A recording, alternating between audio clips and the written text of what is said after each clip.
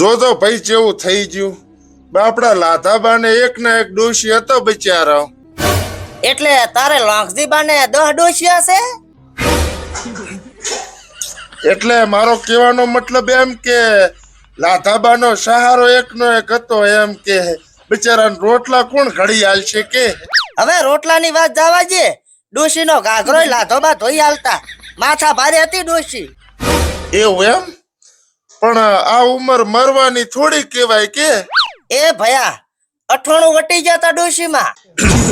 ડોશીમાં એ તો ભારે કરી. અલ્યા ડોશીમાં 80 વટે ને તાર તો લાધોબા લકડાની તૈયારી કરીને બેઠા હતા.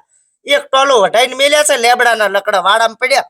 હે ભયા, આ જે રીતનું તમે કહો હરા ને ઈ રીતનું તેવું લાગે છે કે ડોશીમાં એ ભારે ત્રાસ આલ્યો ડોહાને.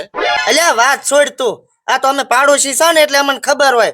ડોશી જવધી બ્રશ કરી દે ને તો ડોહો ચા બા તૈયાર કરી અને આલે પ્રો, અને ના આલે ને તો સૂટું તપેલું આવે માથામાં.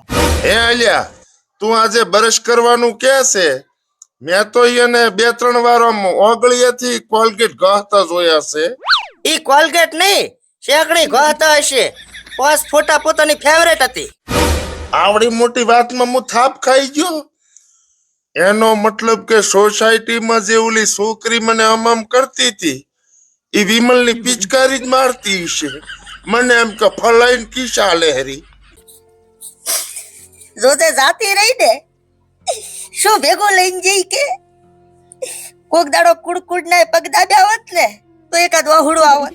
હવે મારા ગોમવાળા હમે તો આવશે પણ વાહુડું નથી આવતું. ભાઈ રૂજી શેકડીની ગંધાવે હરી ઠાઠડીની તૈયારી કરાવ. હે અલ્યા, ગામમાં તો એવી વાતો થાય રી કે ડોશીએ ડોહા પાસે શેકણીના પૈસા મોજ્યા અને ડોહાને સડ્યો કાળ તો કે ધોકા ભેગી લોબી કરી નાખી. શું વાત કરે? મને તો એવી વાત મળી કે ડોશીમાં રોહડામાં ઉભા ઉભા સોની સોની બીડી પીતા હતા તે બા ભાળી ગયા તો પછી કે ભોડામાં મિલ્યું હોબેલું અને ડોશી થઈ ગઈ લોબી. હવે ગોમ છે એટલે 1000 વાતો કરે. બધાયના મોઢે થોડા ગયણા બોધવા જવાય. મને તો એવું લાગે છે કે આ ડોહાના ત્રાસથી કંટાળી અને ડોશીએ ટોપો ખાધો પ્રો હશે. અલ્યા કદાચ ડોહાની વાત કરે ને તો મોની લો, બાકી ડોશી ટોપો ખાય ઈ કોઈ દાડો ના મનાય. આ તો ડોહાને ટોપો હાલીને પછી મરે એવી હતી. એ છોકરા બટી ગડુડી મંગાઈ? હોવે બા, સમનો જોશે લેવા. અને આ ઠાઠડી તૈયાર મંગાવી છે? ના ના, ખાટલો ભાગો ખાટલો. એનો ખાટલો હવે મારે શું કામ નો કહો. પછી વરે હું એનો ખાટલો જોઉં તો મને એની યાદ આવે. એટલે તું મોને કે ના મોને, આ ડોશી ડોહા વસે પ્રેમ તો ખૂબ હશે હો પાછો.